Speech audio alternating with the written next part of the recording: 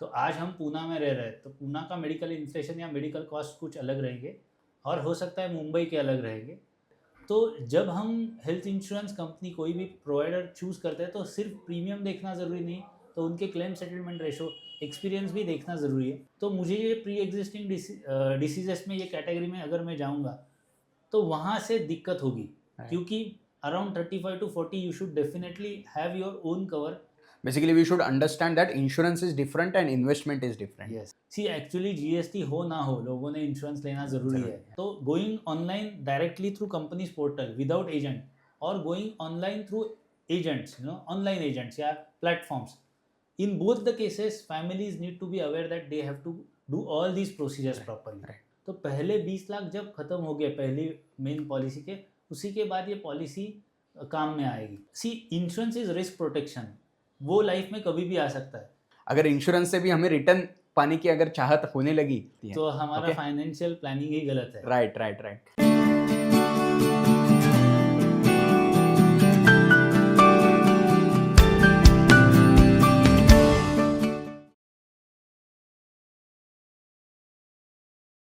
Hello, welcome back to the Big Bucks podcast.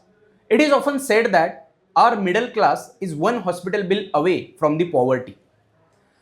India में सबसे neglected अगर कोई इंपॉर्टेंट टॉपिक रहेगा तो वो है मेडिक्लेम, क्योंकि इससे रिलेटेड इतने सारे मिसकंसेप्शन हैं। और पहला मिसकंसेप्शन ये है, क्या मेडिक्लेम और हेल्थ इंश्योरेंस सेम है या अलग अलग? So today in this episode we are going to decode entire mediclaim concept. क्या मेडिक्लेम और हेल्थ इंश्योरेंस एक ही है? एक इंसान को कितना कवरेज लेना चाहिए? उसके साथ साथ if I am in my 50s और 60s then should I opt for mediclaim? Mediclaim लेते समय कौन सी जानकारी होना आवश्यक है? इन सब के बारे में आज के एपिसोड में हम डिस्कशन करने वाले हैं। And let's welcome back our host, the director and founder of big bucks, mister Vipul Shah sir. नमस्कार to all the viewers. So sir, the first basic question, is mediclaim and health insurance same और different? Prasad, mediclaim और health insurance थोड़े अलग concept है। Mediclaim में mainly आपका hospitalisation cover रहेगा, but health insurance जब लेते हो it is more comprehensive term. Okay, तो इसमें प्री पोस्ट दोनों एक्सपेंसेस भी कवर्ड रहेंगे और कुछ रेगुलर आप चेकअप करते हो वो भी सारी चीज़ें कवर हो सकती है। तो आई विल से कि मेडिक्लेम से भी health insurance is a better concept और हमें उस तरह से ही अपना इंश्योरेंस प्लान करना चाहिए। Okay, and the most important question sir, how much cover should I need while taking the health insurance? अच्छा, ये बहुत ज़रूरी है जानना कि आपके खुद के शहर का मेडिकल इन्फ्लेशन क्या है। नॉर्मली सिर्फ यही नहीं, बहुत बार हम ऑल ओवर इंडिया भी ट्रैवल करते हैं। तो आज हम पूना में रह रहे हैं तो पूना का मेडिकल इन्फ्लेशन या मेडिकल कॉस्ट कुछ अलग रहेंगे और हो सकता है मुंबई के अलग रहेंगे और शायद मैं टीयर 2 टीयर 3 सिटीज़ में जाऊँ तो कुछ अलग रहेंगे। बट आज के हिसाब से अगर हम पूना की बात करें तो एटलीस्ट 15 to 20 लैक्स का कवर होना ज़रूरी है। और इसमें भी बहुत बार लोग सोचते रहते हैं कि मैं जो इंश्योरेंस का प्रीमियम दे रहा हूँ उससे मुझे कुछ वापस मिलेगा क्या, मतलब थोड़ा माइंडसेट है यार, इस अगर नहीं मिल रहा है मतलब इसमें तो कुछ मिलेगा नहीं। तो बहुत बार लोग सोचते हैं जो सस्ता है वही सही है, बट हर बार ऐसा सोचना ज़रूरी नहीं है। Right, and the most importantly sir, as you have mention now that आपके शहर का आपको मेडिक्लेम इन्फ्लेशन देखना चाहिए, मेडिकल इन्फ्लेशन देखना चाहिए। सो क्या ये मेडिक्लेम हर साल बढ़ाना ये ज़रूरी बन जाता है? हर साल तो बढ़ाना ज़रूरी नहीं। बहुत बार आपने देखा होगा कि 35 से 40 में एक प्रीमियम लगता है, 40 to 40 मतलब 40 to 45 अलग लगेगा। सो एज ब्रैकेट वाइज वो वहाँ पे दिखता है, बट मे बी हर 3 से 5 साल में आपको ये रिव्यू करना ज़रूरी है, क्योंकि 2005 में मैंने मेरी सर्जरी के लिए जो खर्चा आएगा वो 2025 में तो नहीं आएगा। तो naturally every 3-5 years we need to reassess हमारा हेल्थ इंश्योरेंस कवर सही है या नहीं। अभी इसमें इम्पॉर्टेंट चीज़ क्या है, देखो ये सोचो कि अगर तुम्हारा कोई करीबी रिश्तेदार, मान लो ये थोड़ा निगेटिव है सोच, बट मान लो कोई करीबी रिश्तेदार को कोई सर्जरी कराना है, तो हम क्या हार्ट सर्जरी करा रहे हैं तो what we do is, hospitals आज के ज़माने में पैकेज देते हैं। जनरल का ये पैकेज रहेगा, सेमी प्राइवेट का ये पैकेज रहेगा, प्राइवेट का ये, लग्जरी का ये। और मेडिकल एक्सपर्ट या डॉक्टर जो है, एक्सपर्ट डॉक्टर, उनका भी कॉस्ट अलग है इसमें। मतलब उनके साथ अगर वो सर्जरी आप करोगे तो शायद पैकेज महंगा भी जा सकता है। Right. तो अगर ऐसा सिचुएशन है तो आपके किसी करीबी के लिए आप क्या करोगे? You will go for the expert person and best of the facilities, Right. क्योंकि हम ये सोचते हैं कि हमारे वो करीबी रिश्तेदार है, जो फैमिली मेम्बर है, उन्हीं के लिए ये सब कर रहे हैं। तो mindset wise also it is inflationary कि हम सबसे बेहतरीन अस्पताल जो में बेस्ट है उन्हीं की तरफ जाएंगे, बेहतरीन एक्सपर्ट के साथ और बेहतरीन फैसिलिटीज के साथ जाना चाहेंगे। तो by nature itself we think in that manner. तो अगर ऐसा है तो उस हिसाब से आपको अपना हेल्थ इंश्योरेंस कवर चूज करना चाहिए। एक और सवाल सर, बहुत बार मैंने सोशल मीडिया पे ये चीज़ देखी है कि nowadays many companies are rejecting the claims, और इसके पीछे के कारण क्या हो सकते हैं, और क्या हम पॉलिसी लेते समय ही कुछ चीज़ों का ध्यान रखें जिसके कारण बाद में जाके ये जो क्लेम रिजेक्शंस होते हैं उससे हम अवॉइड कर सकते हैं? देखो, ये ऐसा है कि ग्राहक जो उपभोक्ता है और कंपनी के बीच अगर आप देखोगे तो ये जब भी क्लेम आएगा तो ये kind of win loss situation है। Right. तो either of the party loses. Right. ठीक।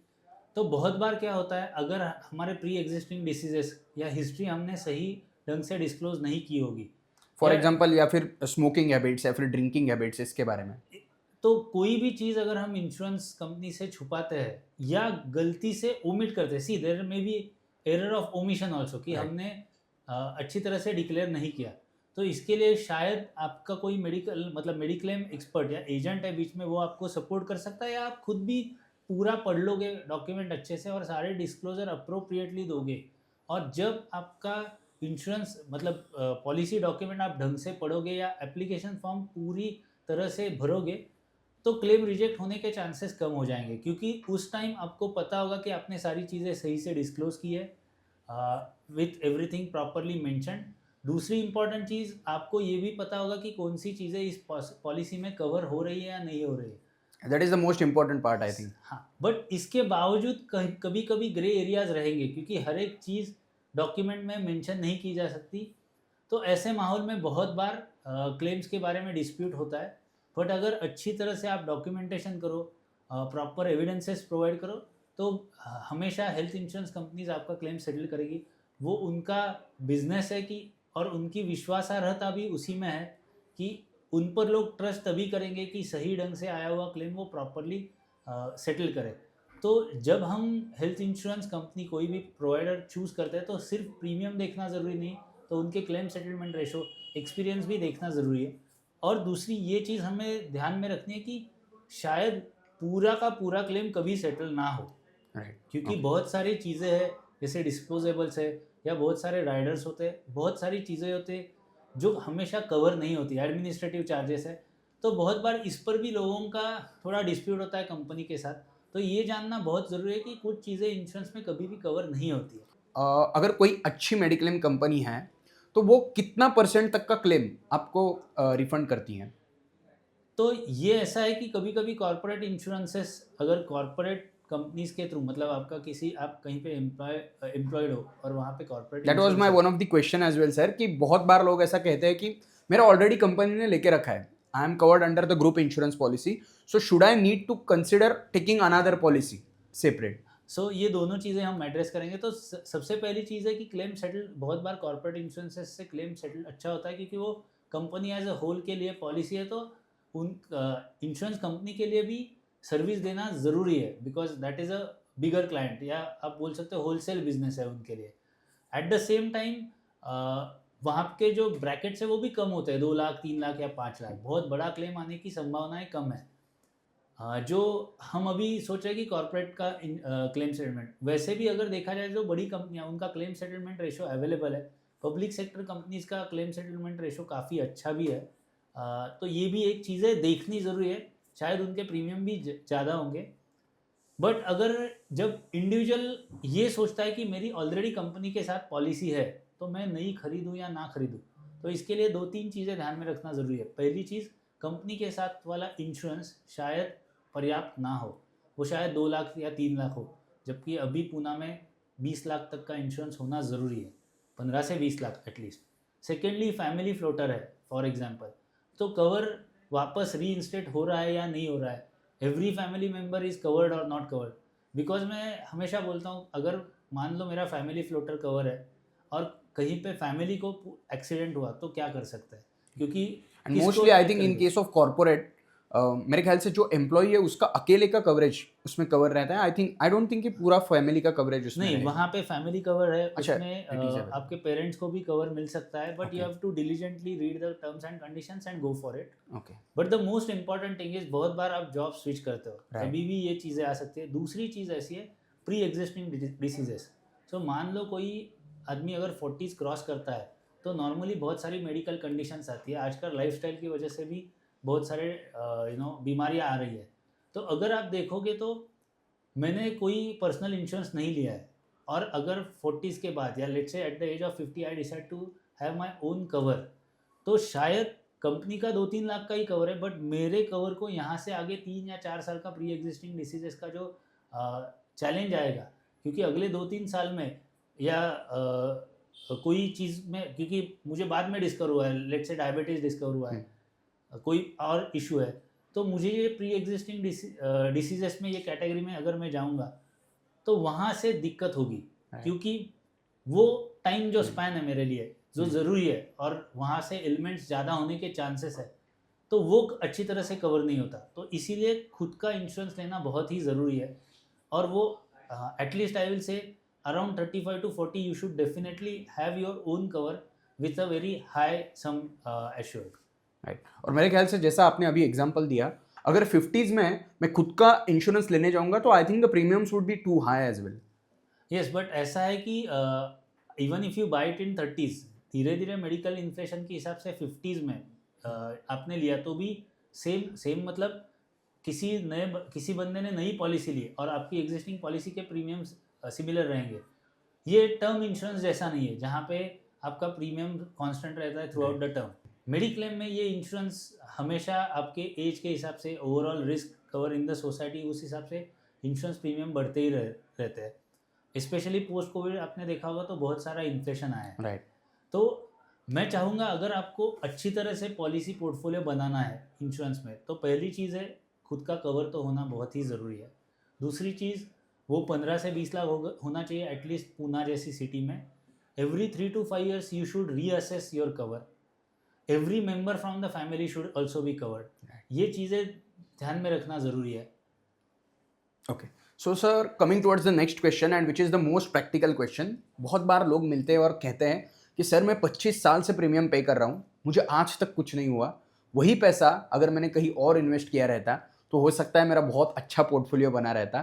So what would be your reply in this case? तो उनको बोलना चाहिए कि आप भगवान का शुक्र अदा कीजिए. उसका रीज़न ये है कि 25 साल से आपको कुछ नहीं हुआ, इसका मतलब आपका हेल्थ बहुत ही अच्छा रहा है, और बहुत कम लोगों के साथ ऐसा होता है.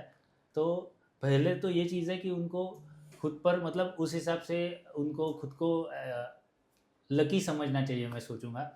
और दूसरी इम्पॉर्टेंट चीज़, उन 25 साल में उन्होंने जो पीस ऑफ माइंड पाया है, क्योंकि तब वो इंश्योर्ड थे इसलिए फैमिली पर बर्डन नहीं आता, तो उस चीज़ का वो आई विल से खर्चा है, but actually it's an investment for your peace of mind. तो उसको उस तरह से देखिए कि वो आपके पीस ऑफ माइंड में हो रहा इन्वेस्टमेंट है, ना कि खर्चा है. और जब 25 साल कुछ हुआ नहीं तो नेचुरली वो सारे पैसे अगर दूसरी जगह लगाते तो बहुत सारा वेल्थ क्रिएट हो जाता. बट इसी मायने में अगर आप देखो तो आगे 5-10 साल में भी कुछ हो सकता है. तो सी, इंश्योरेंस इज रिस्क प्रोटेक्शन, वो लाइफ में कभी भी आ सकता है. तो अगर कुछ नहीं हुआ तो ठीक है, इट्स ओके. वो तो वैसे अपने लाइफ इंश्योरेंस में भी होगा, वो आपके कार के साथ भी होता है. जैसे कार के इंश्योरेंस के मामले में तो आजकल गवर्नमेंट वो कंपलसरी करती है, राइट. तो अगर कार को कुछ नहीं होता तो आप वैसे ही सोचोगे, ऐसा नहीं होता. कुछ चीज़ें ऐसी है लाइफ में जो ज़रूरी है और उनका आपको फ़ायदा मिलेगा, जो आपको पता नहीं चलेगा, बट उनका ना होना तभी समझ में आएगा जब उनकी उस चीज़ की हाईएस्ट आपको ज़रूरत है. Basically we should understand that insurance is different and investment is different. Yes, right. अगर इंश्योरेंस से भी हमें रिटर्न पाने की अगर चाहत होने लगी तो फिर बहुत ही मुश्किल सिचुएशन हमें फेस करनी पड़ सकती है. तो हमारा फाइनेंशियल प्लानिंग ही गलत है. Right. So to summarize all the discussion in a quick manner, पहली बात, yes mediclaim and health insurance में डिफरेंस है. दूसरी बात, yes apart from your corporate office group insurance you should have your own cover, because in India और let's say in Pune at least, if you want to get cover yourself then minimum आपका coverage 15 से 20 लाख तक होना जरूरी है. अगर आपका office, corporate office आपको वहां तक का कवर दे रहा है, then you can rely on the same. But if your office is giving you the coverage up to 3 to 4 lakhs or 5 lakhs, then you should consider taking additional cover of 10 to 15 lakhs. Thirdly, पूरा family का coverage mediclaim में है क्या, ये जानना बहुत ज़्यादा ज़रूरी है. एंड मोस्ट इंपॉर्टेंटली, आपने बहुत सारी चीज़ें, जैसे कि सर ने बताया, प्री एग्जिस्टिंग अगर कोई डिसीजेस हैं, अगर कोई भी डिस्क्लोजर्स हैं, तो उसके बारे में आपको मेडिक्लेम कंपनी को कंप्लीट इंफॉर्मेशन प्रोवाइड करनी है. Otherwise there are high chances और high amount of probability that your claims might get rejected. So आज हमने मेडिक्लेम के बारे में ये सब चीज़ें जान ली है. Sir, one more question that अभी गवर्नमेंट ने जो अनाउंस किया, जीएसटी रेट्स 18% से 0% पे आई थिंक मेडिक्लेम के आए हैं. सो क्या उसका पूरा बेनिफिट कस्टमर के ऊपर पास ऑन होगा क्या? उसका पूरा बेनिफिट नहीं आ जाएगा प्रसाद, बट यहाँ पे समझना ज़रूरी है, क्योंकि उन कंपनीज को पहले जो उनके यहाँ इनपुट सर्विसेज थे, उसका जो जीएसटी था उसका क्रेडिट या सेट ऑफ मिल रहा था. तो अभी क्या होगा, मान लो 12 से 13% का डिस्काउंट मिल जाएगा. मतलब पहले 100 रुपीज़ पर 18 रुपीज़ का जीएसटी था, तो 118 की जगह शायद अभी आपको 103 या 105 रुपये में करीब करीब ये इंश्योरेंस मिल सकता है. Still we are getting 10% discount at least. Yes, still you are getting that discount. तो ये बहुत ही वेलकम स्टेप है, so that people will look at it. See actually GST हो ना हो, लोगों ने इंश्योरेंस लेना ज़रूरी है, but government is taking one step further to cover the society at large. So people should also respond by taking insurance cover. लेना तो था ही, बट इट इज़ लाइक वो हम बोलते हैं ना कि पूरा मस्त खाना हुआ है और उसके बाद आपको एक स्वीट. तो ये जीएसटी का जो रिलीफ आया वो एक स्वीट की तरह देखना चाहिए. तो भोजन की तो हमें हमेशा ज़रूरत रहेगी, स्वीट मिल गया, ये हमारे लिए एडिशनल एडवांटेज है. One more practical question, sir. Now, while buying a mediclaim or a health insurance, should I consider buying the same from directly online platform or through a middleman? अगर आपका परिवार और literate है, I will say, तो उनको सब पता है. मान लो कि उनको प्रोसीजर्स पता है, डॉक्यूमेंटेशन पता है, उनके पास ये करने का उचित समय है. कुछ क्वेरीज रेज हुई तो उसको वो अप्रोप्रिएटली अगर जवाब दे सकते हैं. ये सारी चीज़ें अगर आप या आपका परिवार कर सकता है, तो आप ऑनलाइन जाइए, आपको वहाँ पे डिस्काउंट मिलेगा, क्योंकि एजेंटलेस बाइंग होगा. दूसरा एक प्लेटफॉर्म है जहाँ पे एजेंट्स है, जैसे पॉलिसी बाजार, बट वो ऑनलाइन सर्विस प्रोवाइड कर रहे हैं. तो वहाँ पे फर्स्ट ईयर में डिस्काउंट मिलेगा, या शायद हो सकता है इनोवेशन के साथ आगे भी कुछ डिस्काउंट्स वो पास ऑन कर सकते हैं. तो उस मामले में they won't provide you any support. तो going online directly through companies portal without agent, और going online through agents, online agents या platforms, in both the cases families need to be aware that they have to do all these procedures properly. अगर ये चीज़ें नहीं है तो हम traditional way से किसी एजेंट के साथ ये चीज़ करें तो ये बेहतर रह सकता है. मुझे लगता है इंडियन माइंडसेट भी यही कहता है कि in case of medical emergencies बहुत बार ऐसा होता है कि हमें कोई तो पर्सन होना चाहिए जिसके ऊपर हम रिस्पॉन्सिबल रह सकते हैं. हाँ प्रसाद, मैंने ये देखा है कि बहुत बार है ना, एक फाइनेंशियल एडवाइजर या प्रोडक्ट डिस्ट्रीब्यूटर है ना, एक साथ कई प्रोडक्ट डिस्ट्रीब्यूट करता है. वो शायद म्यूचुअल फंड भी डिस्ट्रीब्यूट करेगा, वो एफडी जैसे प्रोडक्ट्स, कॉर्पोरेट एफडीज डिस्ट्रीब्यूट करता है, वो पोस्ट ऑफिस सेविंग्स डिपॉजिट बेचता है, वही लाइफ इंश्योरेंस बेचता है, वही किसी को हेल्थ इंश्योरेंस के प्लान्स भी प्रमोट करता है, वही कार का या व्हीकल का जनरल इंश्योरेंस भी करता है. अगर वो ये सारी चीज़ें प्रोवाइड कर रहा है तो वो as a financial friend mentor है आपके फैमिली का. तो शायद वो आपको ये सब चीज़ों में संभाल रहा है, तो उसके हाथ ये आप सारी चीज़ें अगर सौंप दोगे तो शायद आपको ज़्यादा पीस ऑफ माइंड मिलेगा. मान लो अगर प्रीमियम 30,000 रुपया है, तो उस पर मैंने सुना है 15% का कमीशन रहता है. इंश्योरेंस ब्रोकिंग फर्म्स को कुछ अलग ब्रोकिंग चार्जेस मिलते होंगे, बट ओवरऑल आपको 4-4.5 हज़ार में वो सेवाएं दे रहा है. तो आपको जज करना है कि ये वर्थ है या नहीं है. और आपकी family basically it will change from person to person. तो बहुत लोग हैं जो ऑनलाइन जा रहे हैं आज के डेट में, और इससे क्या हो रहा है, अवेयरनेस जितना बढ़ेगा और जितना पेनिट्रेशन बढ़ेगा, हो सकता है प्रीमियम्स भी कम आए. तो ये चीज़ें होती रहेगी. हर एक को सोचना है किस चीज़ में आपको आगे बढ़ना है, किस पर आपको फोकस करना है.